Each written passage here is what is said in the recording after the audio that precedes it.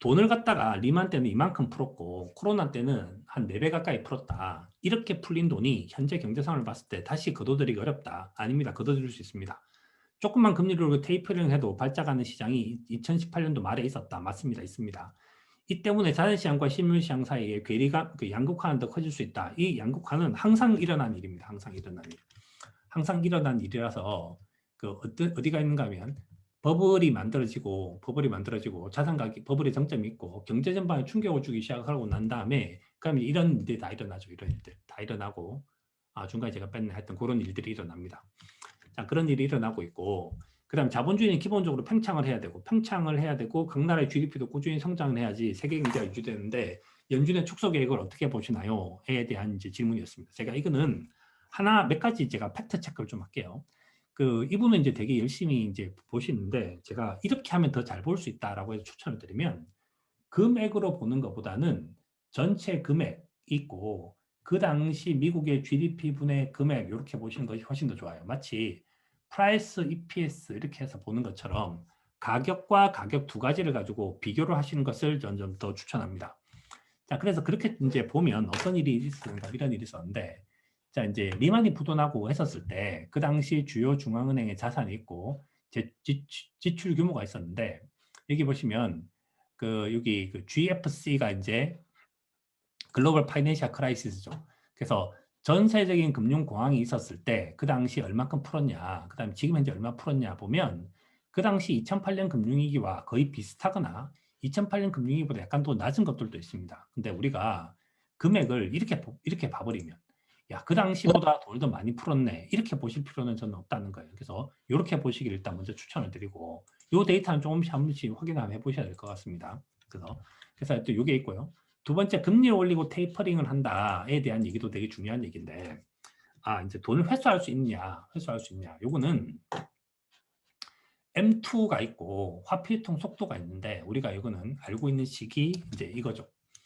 M 곱하기 V는 P 곱하기 Q가 이제 GDP입니다. 그래서 돈이 안 돌면 돈을 찍어서 물가를 안정화시켜야 된다. 뭐 이런 얘기를 제가 강의 때 여러 번 한 적이 있었는데, 아마 대충 이해하실 거라고 생각을 해요. 자, 그럼 여기 들어와서 M2가 있는데 M2 미국의 돈이 풀리는 M2가 있는데 이 자료만 보면 되게 높아 보이지만 뭐 물론 굉장히 높긴 해요. 여기서 얼마나 증가됐냐 퍼센트 체인지 프롬 이어고를 누르면 작년도에 비해서 돈이 얼마큼 증가됐냐 미국 평균적으로 6% 정도 수준 되는데 6% 최근에는 이게 이제 25%까지 간 거죠. 어마어마하게 돈이 풀렸습니다. 자, 여기다가 돈을 저렇게 푸는 이유는 뭔가 하면 시중의 금융 시스템이 약간 지금 이제 나쁜 상황이기 때문이죠. 돈이 안 돌기 때문입니다. 돈이 안 돌기 때문에. 그래서 V가 뭔가 하면 벨러시티죠. 벨러시티를 집어넣으면 벨러시티를 집어 넣으면 이렇게 넣어도 되겠구나. 넣으면 자료가 이렇게 나오죠. 자료가. 이것도 약간 데칼코마니처럼 이렇게 나오는데 자료를 한번 볼게요. 자, 보면 돈들이 움직이는데 이렇게 빨간 거 돈들이 안 돌면 돈을 M2를 더 찍고 이런 일들이 계속 발생을 하죠. 그 말은 무슨 뜻인가 하면 이제 만약에 이 돈의 규모가 4배가 되든지 얼마가 되든지 하여튼 돈을 풀었다. 돈을 풀었는데 경제 상황이 좋아진다라고 했을 때 현재 경제 상황을 봤을 때가 아니라 답이 뭔가 하면 화폐 유통 속도를 봤을 때 그러니까 전 세계 금융 시스템이 다시 안정화가 돼서 화폐 유통 속도가 다시 정상적인 상황으로 이렇게 상승을 한다면 당연히 그 당시는 테이퍼링을 하고 화폐 유통 속도를 줄여도 별 문제가 없어지게 되는 거죠. 없어지게 되는 거다. 그러니까 걱정하시는 것처럼 돈을 풀렸을 때는 걷어들일 수 있는 방법이 존재합니다. 그래서 간단하게 생각하시면 이렇게 될 것 같아요. 중앙은행이 있고 민간은행이 있는데 현재는 민간은행이 일을 안 하니까 중앙은행이 일을 빡세게 하고 있다. 빡세게. 그래서 돈이 안 도니까 헬리콥터에서 돈을 뿌리는 거지만 돈이 돌기 시작하면 나도 헬리콥터에서 뿌리는 돈의 양을 줄이겠다. 그래서 민간은행이 제대로 된 거를 하면 나도 그때부터는 줄이기 시작을 할 수 있다. 이렇게 하면 되는 거죠. 자, 그 다음 우리가 제일 걱정하는 건 겁니다. 여기서부터 시작해서 금리를 올려서 금리가 급속도로 올라가면 어떡하냐. 그 테이퍼링을 해도 그 당시 이제 그 시장 상황이 갑자기 얼어붙는 일이 발생을 했다. 그건 어떡할 거냐. 그건 이제 이렇게 하면 되는데, 어디 제가 적어놨는데, 요거는 뒤에다 제가 한꺼번에 적었나봐요. 요거 적었네. 이분 질문까지. 아틀란타 연중 총재가 지금 이제 뭐뭐뭐뭐 하다고를 생각하면 금리를 올리겠다라고 얘기하는데, 이건 타이밍을 보면 이렇게 될 것 같아요. 2013년도까지도 이제 돈을 열심히 풀었고, 그러다가 돈 푸는 거 줄이겠다는 얘기를 2013년 5월달에 하기 시작했고, 2013년 12월달에 약 한 7개월 내지 8개월 정도 좀 시간이 있다가, 그러한 다음에 테이퍼링 실적을 시작을 했습니다. 그리고 전반적으로 쭉 이제 돈을 갖다가 푸는 걸 이제 줄이기 시작하다가, 그로부터 시작해서 한 2년 정도쯤 있다가 금리를 올리기 시작을 했죠.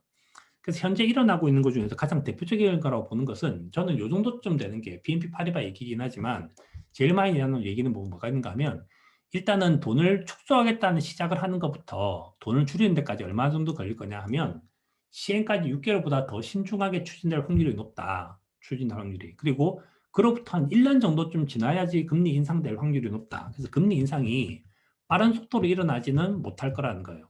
빠른 속도로 일어나지 못할 거다. 그래서 상당히 시차를 가지고 일어날 거다라는 얘기입니다. 시차를 가지고 일어날 거다.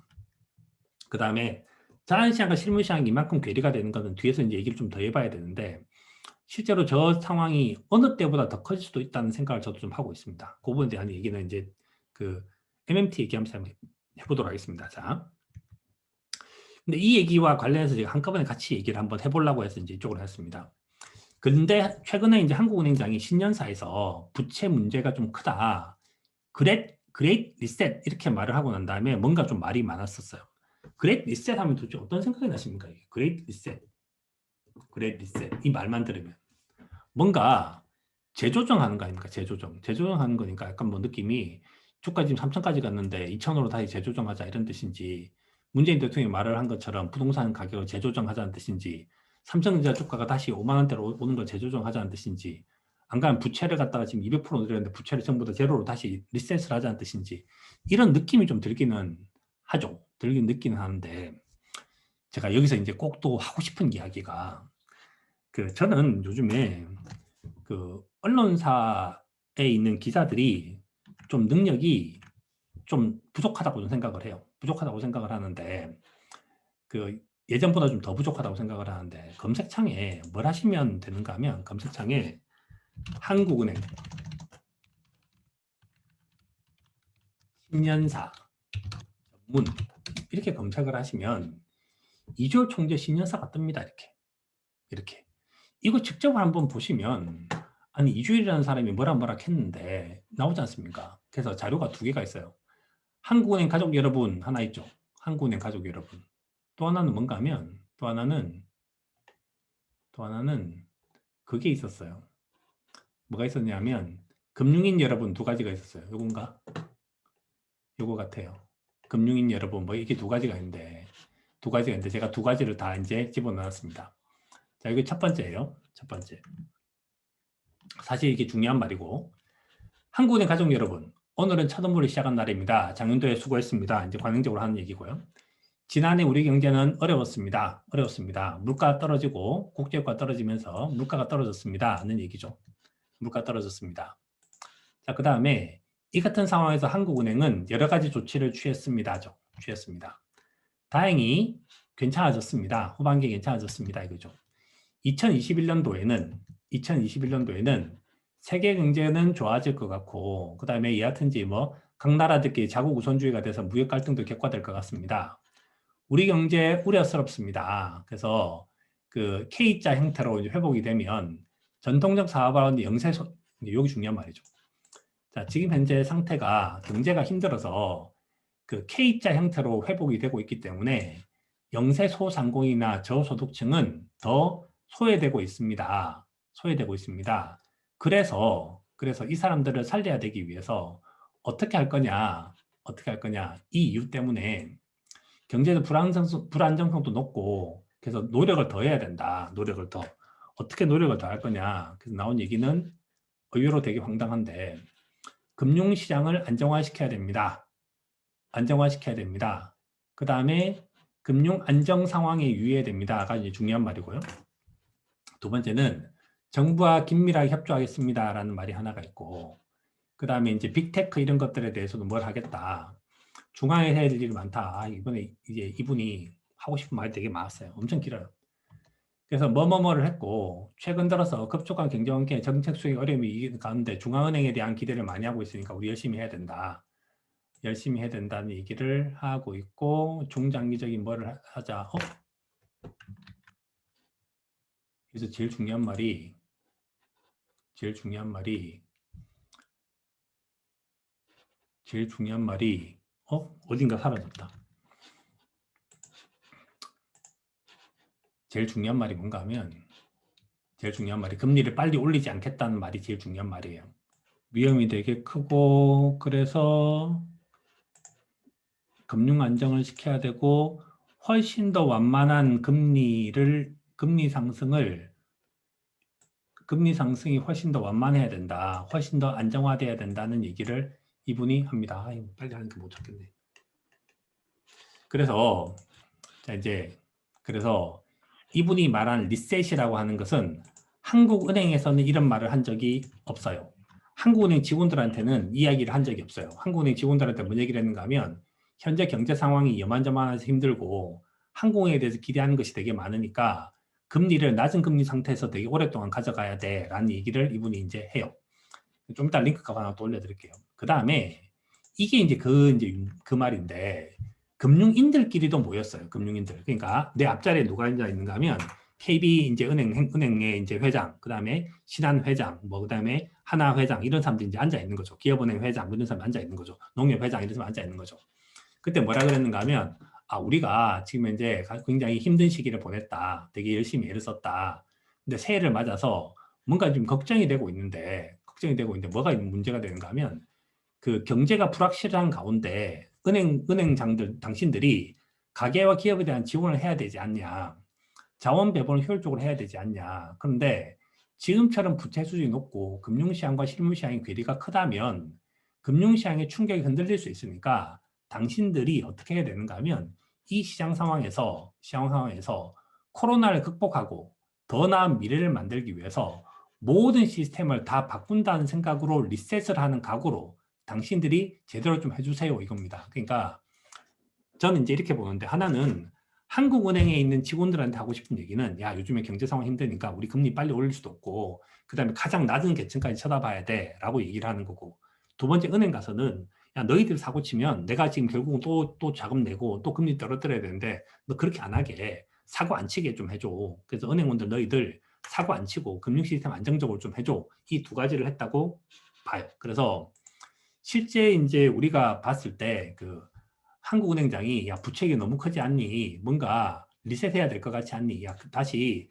그 금리를 올리고 뭔가 돈 푸는 것도 좀 줄이고 이렇게 해야 될 것 같지 않니? 라는 뉘앙스의 글이 한국은행 총재 신년사를 다 읽어보시면 단 하나도 나오지 않습니다. 그런 말들이. 한번 보시기를 바라요. 그런 얘기는 전혀 없어요. 자, 그 다음에 이제 미국도 마찬가지인데, 미국은 이제 요 얘기를 하나 하면 되는데, 제가 이제 미국에 대한 이야기를 하는 것 중에서 좀 재밌는 것이 뭐가 있는가 하면, 우리가 이 지표를 쫙 보고 있으면 어떤 생각이 드는가 하면, 미국이 그런 생각이 들어요. 그러니까, 지금까지 돈을 쫙 풀다가 갑자기 어느 날 돈을 안 풀 것처럼 보이고, 금리를 계속 떨어뜨렸다가 2023년도까지 금리 안 올릴 거야 라고 말했는데 갑자기 안 되겠어. 금리 올려야 될 것 같아. 이렇게 해서 바로 2021년도에 바꿀 것 같은 그런 느낌 같은 느낌들을 이제 갖고 계신 분들이 좀 있는데 실제 그런 일은 좀 잘 안 일어나요. 잘 안 일어나는데 왜 우리나라는 그런 일이 일어나고 미국은 그런 일이 좀 안 일어날까 해보면 저는 이거 약간 이제 제 생각입니다. 제 생각이라는 말은 뭔 뜻인가 하면 틀릴 확률이 상당히 높은. 근데 제 생각은 뭔가 하면 우리나라는 워낙 이제 시장이 급격하게 변했고 그다음에 관주도 경제 성장을 했고 이런 나라들에 비해서 미국이라든지 서부는 좀 별로 그렇지 않습니다. 제가 제일 좀 신기하고 황당하게 봤던 것 중에 하나가 네덜란드에서 뭘 했는가 하면 DTI 같은 걸 만들어서 DTI 뭐 LTV 이런 걸 하는데 LTV를 적용을 시킬 때 네덜란드 좀 되게 과하게 좀 돈을 많이 빌려줘요. 돈을 빌려주는 것이 103% 정도 돈을 빌려줍니다. 그러니까 집이 10억이면 10억 3천만 원 빌려주는 거죠. 3천만 원 빌려주는 이유는 뭔가 하면 각종 이사를 하게 되면 각종 비용이 발생하기 때문이에요. 그래서 집을 사게 되면. 그러니까 그만큼 돈을 많이 빌려주죠. 물론 소득 수준을 갖고 먼저 이제 걸러냅니다. 그러니까 LTV가 아무리 높아도 그러니까 LTV가 그래도 DTI에서 결국은 걸러지는데 제가 제일 재밌게 봤던 포인트는 LTV를 103에서 102로 떨어뜨리기로 했어요. 그런데 이걸 떨어뜨리는데 얼마의 기간이 걸렸는가 하면 1년 걸렸습니다. 1년. 1년. 근데 우리나라는 70%가 40%가 되는 것이 하루 만에 일어나고 40%가 제로 되는 것도 하루 만에 일어나죠. 그러니까 우리나라는 관주도 경제 시스템을 갖고 있으니까 경제가 조변석계를 너무 자주 하고 야, 오늘부터 이제 대주주에 대한 요건이 이거야. 자, 오늘부터는 공매도에 대한 조건이 이거야. 이런 식으로 하다 보니까 경제가 전 세계가 그렇게 움직이는 것처럼 보일 수도 있겠으나 한국이 워낙 전 세계적으로 봤을 때 이렇게 압축 성장을 했으니까 우리는 그런 걸 다 겪은 거죠. 다 겪었고 그러다 보니까 이제 이런 일들이 발생하는데 미국에서 제가 이제 그 글로벌 투자를 하는 사람으로 그러니까 글로벌에 투자를 하는 분들한테 하고 싶은 얘기는 뭐가 있는가 하면 미국이 야 나는 평균 물가 제도를 만들었고 테이퍼링 하기 전까지 충분한 기간을 줄 거고 테이퍼링을 하기 전까지 충분하게 내가 너한테 얼러트를 할 거고 금리 올리는데도 평균 물가를 쓸 거니까 시간이 좀 많이 걸릴 것 같아 이렇게 말을 했다가 딱 돌아서서 야 미안해 그런 일 없어 라고 말할 리가 없다. 그래서 그 배로 따지자면 저는 가끔씩 그런 표현도 쓰는데 배가 이렇게 조그만 배는 이렇게 가다가 이렇게 바로 회전할 수 있지 않습니까? 그런데 큰 배는 이렇게 가서 이렇게 돌아서 회전을 해 들어와야 돼요. 그래서 미국이라는 나라가 금리를 급격하게 올리는 일은 없다. 그럴 일은 없다. 그래서 제가 볼 때는 올해 내내 그럴 확률도 거의 없습니다. 그래서 신경 쓸 필요가 별로 없다.